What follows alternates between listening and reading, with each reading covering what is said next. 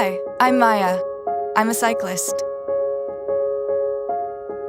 Here's how to carry your bike on the roof or rear rack of the Škoda Karoq. For a roof rack, use the car for a leg up.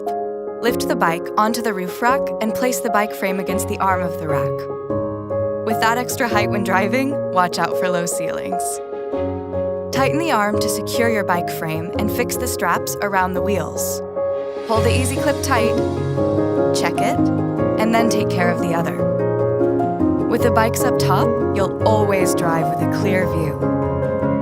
Roof racks do reduce your fuel efficiency, so if you need to take the highway or are going long distance, think about a rear rack instead. A rear rack is easier to load. Simply lift the bike onto the rack.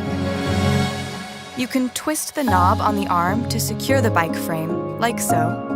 Then tighten the straps around both wheels. Make sure they're tight enough.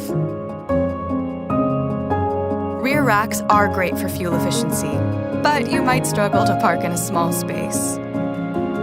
All secure? Great. A simple handle gives you access to the boot.